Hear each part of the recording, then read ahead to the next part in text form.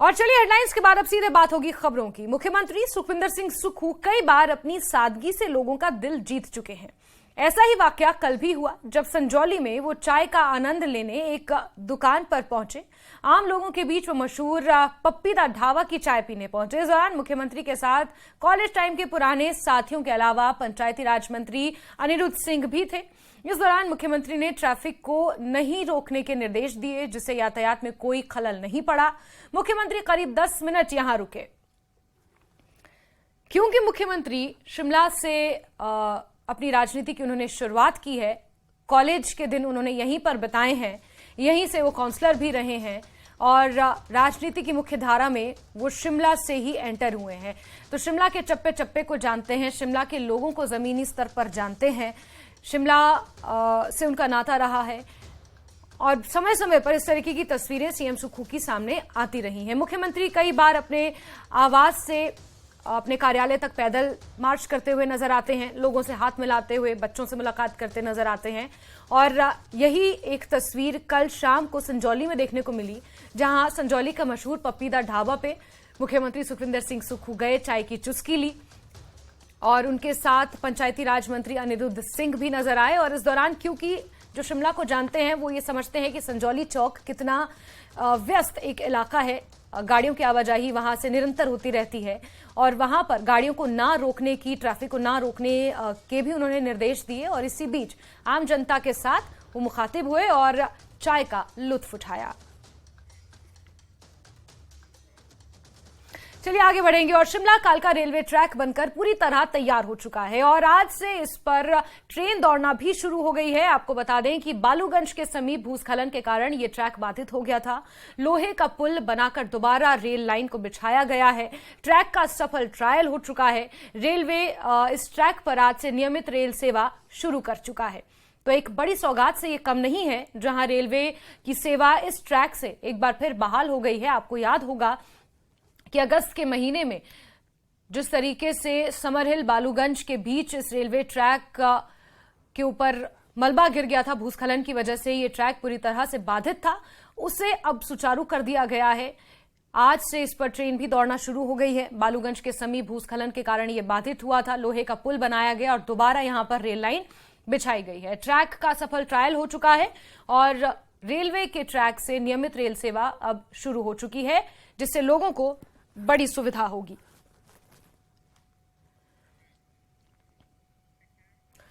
धर्मशाला से खबर है, जहां प्रदेश जिला परिषद कर्मचारी महासंघ ने एक बार फिर से अपनी लंबित पड़ी मांगों को लेकर प्रदेश सरकार को घेरा है।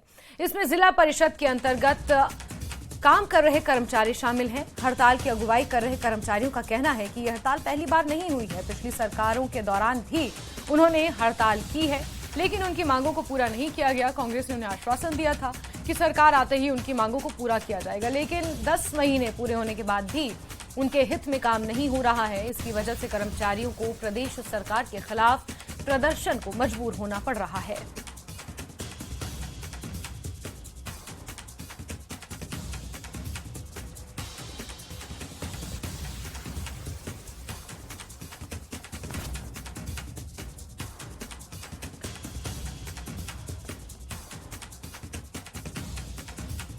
हमारी सरकार से मांग है कि जो हमारी मांगें हैं, जैसा कि माननीय मुख्यमंत्री महोदय ने जब वो विपक्ष में थे तो उन्होंने वायदा किया था कि हम आते आपकी मांग पूरी करेंगे। हमारा उनसे निवेदन है कि वो हमारी इस मांग को शीघ्र से शीघ्र पूर्ण करें। हम सरकार के साथ खड़े हैं और सरकार का काम हम ईमानदारी से कर रहे हैं। अतः हमारी एक ही मांग है कि इस मांग को पूरा किया जाए और सरकार से विनम्र निवेदन करते हैं कि वो हमारी इस मांग को मान ले।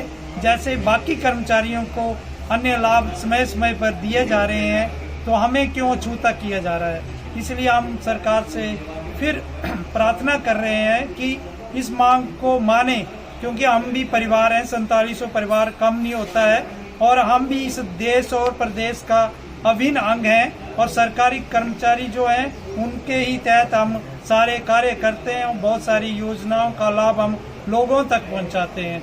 तो उन लोगों को योजनाओं का लाभ तो मिल रहा है, परंतु हमारे भविष्य के बारे में सरकार जरूर सोचे।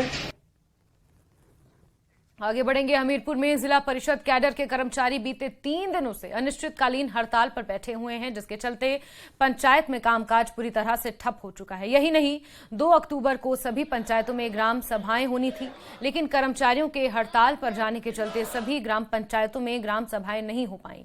वहीं दड़ूही पंचायत प्रधान उषा बिरला ने बताया कि हमीरपुर ब्लॉक की प्रधान एसोसिएशन जिला परिषद कैडर के कर्मचारियों के समर्थन में उतरी है। उन्होंने कहा कि इन कर्मचारियों के अनिश्चितकालीन हड़ताल पर जाने के चलते पंचायत में कामकाज पूरी तरह से ठप है। लोगों को अपने पंचायत से संबंधित कामकाज करवाने में दिक्कतें आ रही हैं। ब्लॉक लेवल की जो प्रधान एसोसिएशन है वो सारी ब्लॉक पे इकट्ठी हुई है और हमारे इकट्ठे होने का बस एक यही मकसद है कि जो जिला परिषद कैडर के अधिकारी और कर्मचारी हैं उनको जो है विभाग में विलय किया जाए। पंचायती राज विभाग या आरडी विभाग, इन दोनों विभाग में से किसी भी विभाग में इनका विलय किया जाए। वर्षों से ये लोग अपने पोस्ट पे कार्य कर रहे हैं, लेकिन अभी तक इनको किसी विभाग में मर्ज नहीं किया गया है। तो ये इनकी डिमांड है, वो जेन्युइन है और हम माननीय मुख्यमंत्री जी से यही अनुरोध करते हैं कि जल्दी से जल्दी इनकी डिमांड पूरी की जाए, ताकि ये अपना कार्य जो वो सही तरीके से करें और जो पंचायतों में हम लोग प्रधान के रूप में बैठे हुए हैं, हम भी जो विकासात्मक कार्य हैं उनको सुचारू रूप से करें। हम 34 कर्मचारी हड़ताल पर बैठे हुए हैं। इसी तरह से अपने अपने ब्लॉकों में ब्लॉक स्तर पर हड़ताल पर कर्मचारी बैठे हुए हैं।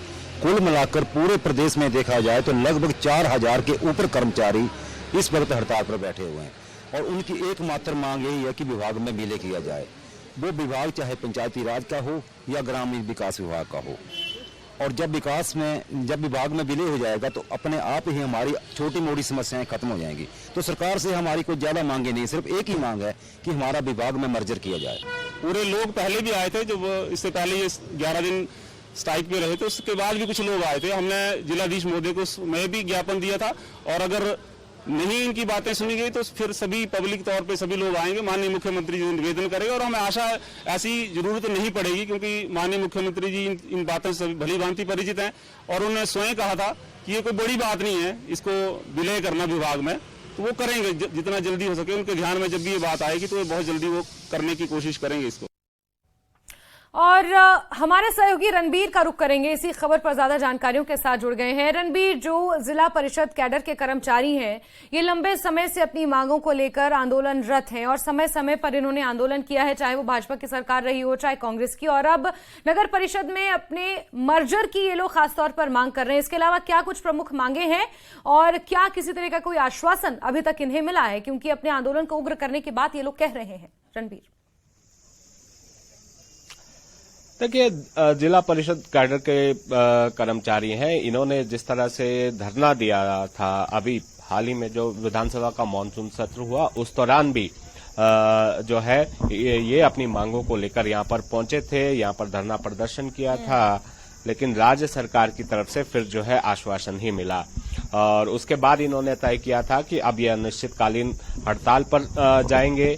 ये इनकी संख्या करीब 4700 के आसपास है और जो पंचायती राज और ग्रामीण विकास मंत्री हैं अनिरुद्ध सिंह, उनकी तरफ से ये कहा गया कि इनकी जो मांगों से संबंधित जो फाइल है वो वित्त विभाग में लंबित है और राज्य सरकार की अभी आर्थिक स्थिति जो है ठीक नहीं है, तो इसलिए अभी अगर इनकी मांगों को अभी पूरा कर लिया जाएगा तो वित्त बोझ जो है ज्यादा बढ़ेगा, थोड़ा इंतजार इन्हें करना होगा, ये जो है कहा गया था मंत्री की तरफ से।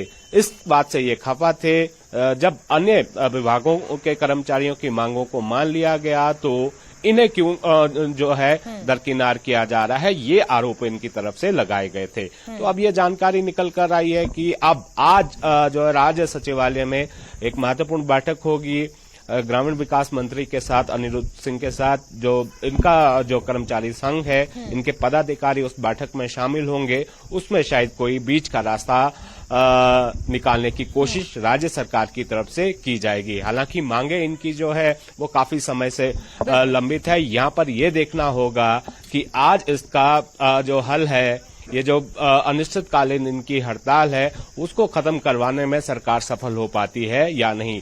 आपको ये भी जानकारी दें, पिछले कल यानी 2 अक्टूबर को प्रदेश भर में विशेष ग्राम सभाएं आयोजित होनी थी, वो नहीं हो पाई। ये जानकारी है कि केवल कुछ ही पंचायतों में जो है जो ग्राम सभाएं हैं वो हो पाई हैं। उनकी संख्या करीब करीब 300 के आसपास है और हिमाचल में जो कुल पंचायत है उनकी संख्या 3615 है।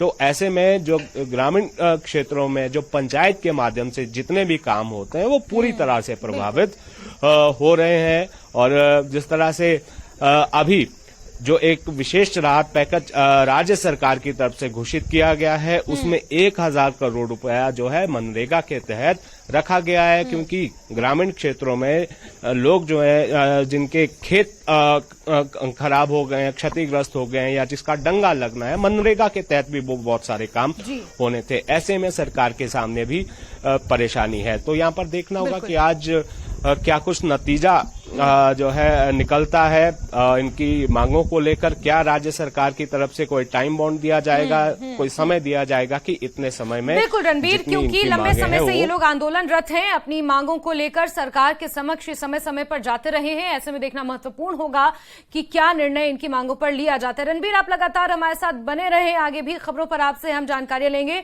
तो इस बीच आपको बता दें शिमला से अहम खबर, जहां शिमला कालका रेलवे ट्रैक को फिर से बहाल कर दिया गया है। ये हेरिटेज रेलवे ट्रैक है जिसका सफल ट्रायल हुआ। आपको ज्ञात होगा अगस्त के महीने में भूस्खलन की चपेट में आने की वजह से ये ट्रैक क्षतिग्रस्त हो गया था और लोहे का ब्रिज बनाकर इस ट्रैक को बहाल किया गया है। सफल ट्रायल के बाद अब नियमित रूप से यहां से ट्रेनें चलना शुरू हो गई हैं। रणबीर लगातार हमारे साथ बने हुए। रणबीर, शिमला कालका हेरिटेज रेलवे ट्रैक को बहाल कर दिया गया है। एक बड़ी सौगात, एक बड़ी सुविधा यहां से अब लोगों को ही नहीं, जो आम जनता है उसे ही नहीं, बल्कि टूरिस्ट के लिए भी होने वाली है, क्योंकि बहुत जल्द शिमला में टूरिस्ट सीजन भी अपने चरम पर होगा। रणबीर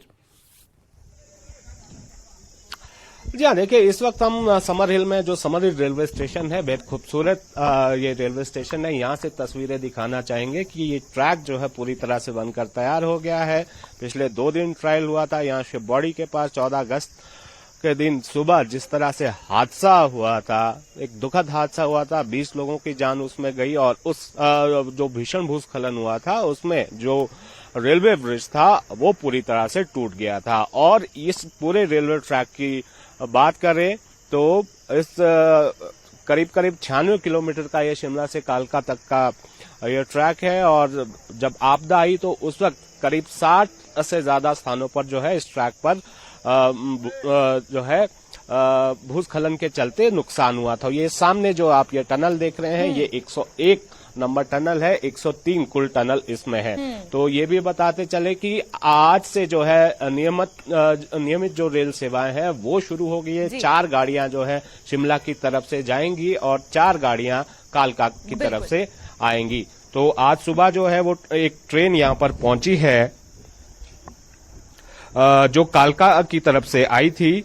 और ये भी आपको बता दें जो कुछ कर्मचारी आपको रेलवे के यहाँ पर नजर आ रहे होंगे, करीब करीब 150 लोग जो है इस मरम्मत कार्य में लगे रहे। और इससे पहले शिमला तक कोई ट्रेन नहीं पहुंची थी। आज सुबह ही ठीक करीब करीब जो है 9:15 बजे के आसपास जो है यहाँ इस स्टेशन पर ट्रेन पहुंची है कालका की तरफ से। और जो सुबह 4:45 बजे 4:45 पर कालका से चलती थी।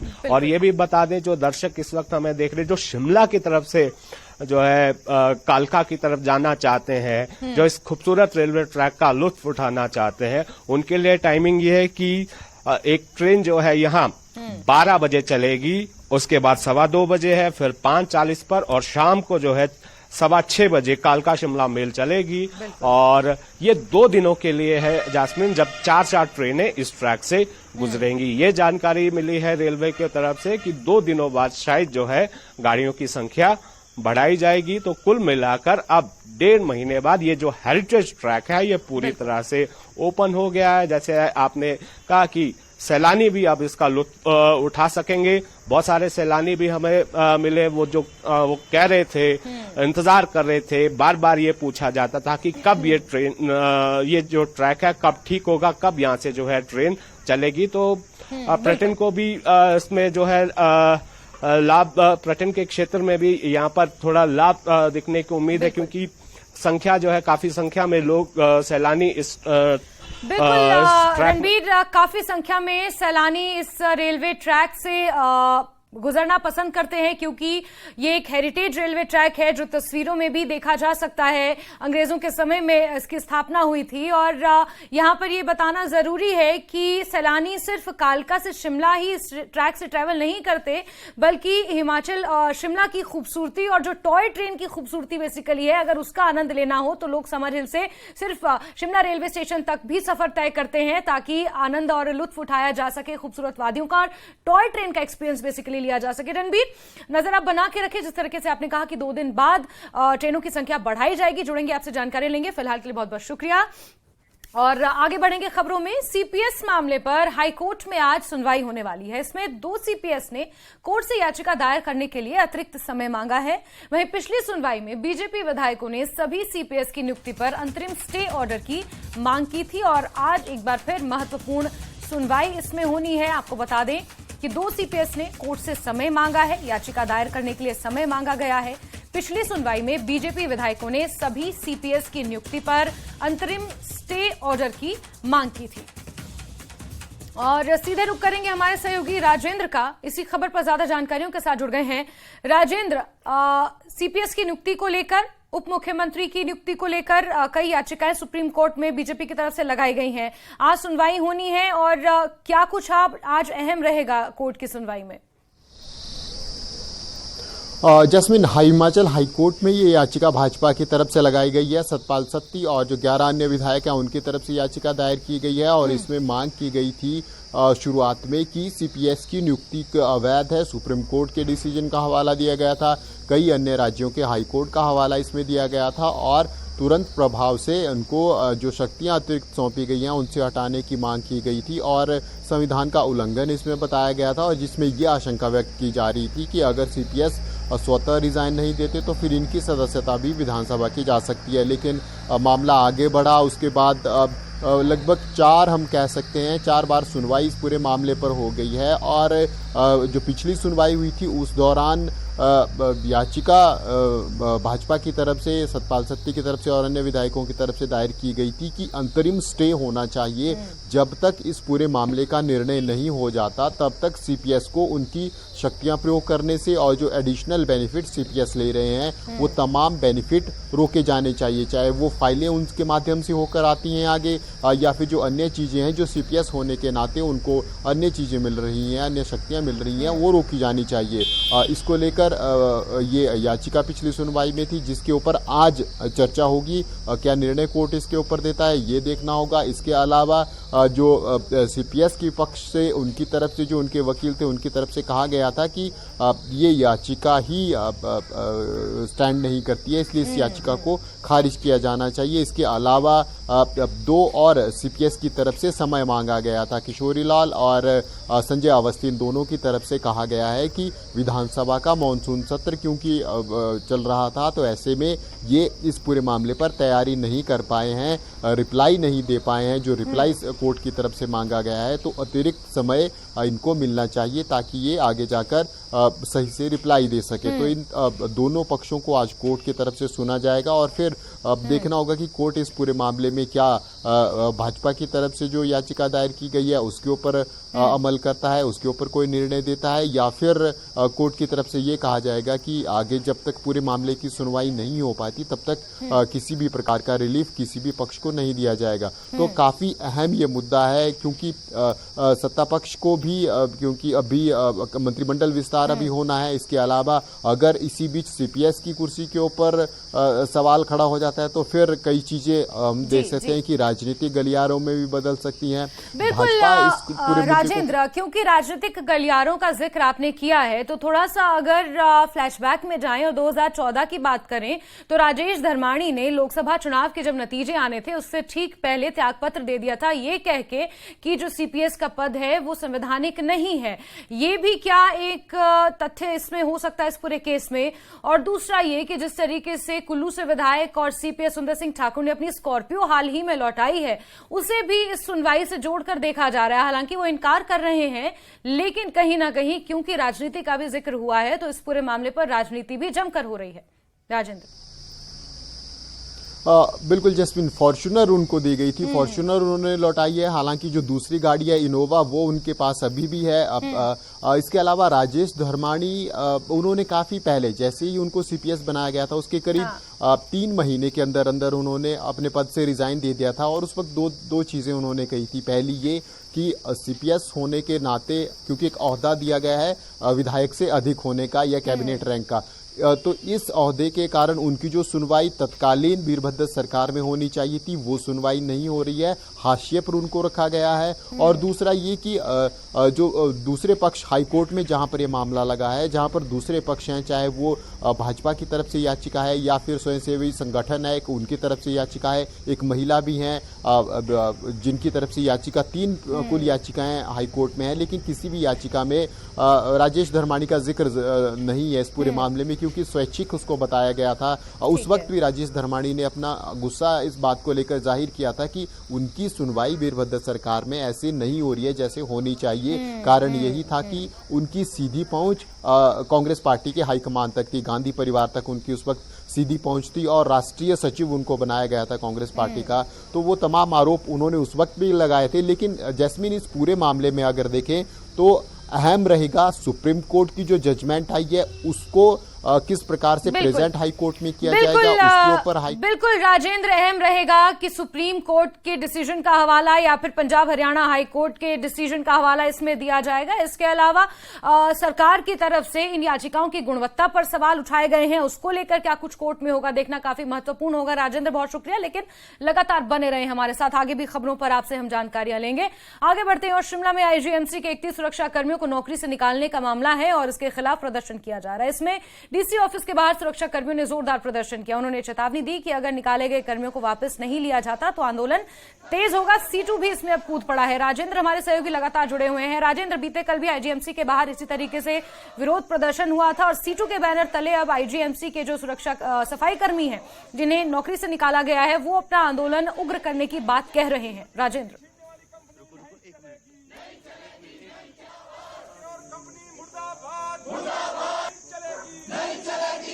राजेंद्र, अगर आप मुझे सुन पा रहे हैं तो जिस तरीके से, चलिए राजेंद्र से संपर्क करने की कोशिशें की जा रही हैं। आपको बता दें, तस्वीरें भी आप देख रहे हैं, ये आईजीएमसी के बाहर की तस्वीरें हैं जहां 31 सफाई कर्मियों को सुरक्षा से निकाला गया है। आईजीएमसी प्रशासन के खिलाफ अब इन लोगों का गुस्सा फूटा है। सीटू भी इनके साथ आ मिला है और इस आंदोलन को उग्र करने की बात कही जा रही है।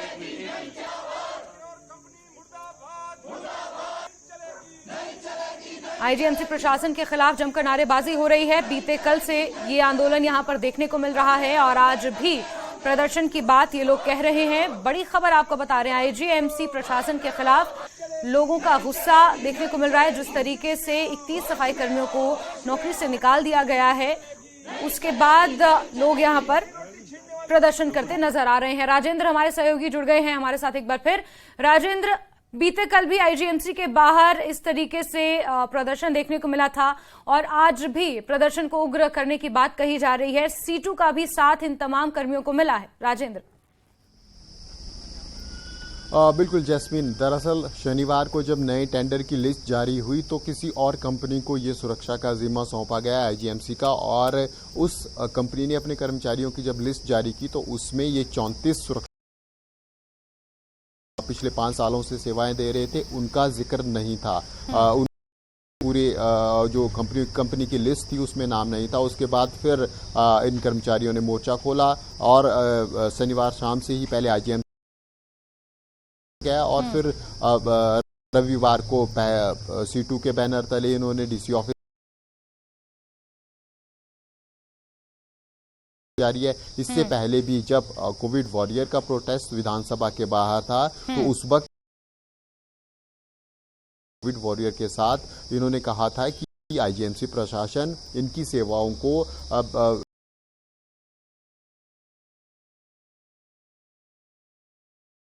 के ऊपर इन्होंने सवाल उठाए थे और ये कहा था कि टेंडर स्वास्थ्य विभाग के अधीन होना। इसके अलावा उन्होंने पहले से मंशा जाहिर की कि टेंडर के दौरान किसी पर्टिकुलर को टेंडर दिया जाएगा। पूरा मिली भगत का आरोप इन्होंने आईजीएमसी प्रशासन पर लगाया था और कोविड वॉरियर भी ये कहते हैं, क्योंकि शुरुआती तौर पर जब आईजीएमसी में लगातार मामले बढ़ रहे थे कोरोना संक्रमण के, तो यही सुरक्षाकर्मी थे जो पूरी देखभाल मरीजों की कर रहे थे। इसके अलावा मरीजों को जब डेड बॉडी हमने देखा कोई नहीं ले जा रहा था, तो यही सुरक्षाकर्मी इनकी डेड बॉडी तक ले जा रहे थे और पूरा अंतिम संस्कार इन्हीं के द्वारा किया गया। तो वो तमाम जिक्र भी इस दौरान हुए हैं और लगातार ये पिछले जब से हम कह सकते हैं कि सरकार बदली है तब से ही इनकी और आईजीएमसी प्रशासन के बीच में लगातार उठापटक बिल्कुल राजेंद्र, अब देखना ये महत्वपूर्ण होगा कि सरकार किस तरीके से इनके आंदोलन पर प्रतिक्रिया देती है या फिर इनकी मांगों पर किस तरीके से अमल किया जाता है। राजेंद्र, नजर बना के रखे। बहुत शुक्रिया हमसे जुड़ने के लिए, तमाम जानकारियों के लिए। और इसी के साथ हिमाचल की खबरों में अभी के लिए बस इतना ही, लेकिन न्यूज़ 18 JKLH पर खबरों का सिलसिला जारी। आप बने रहिए हमारे साथ। नमस्कार।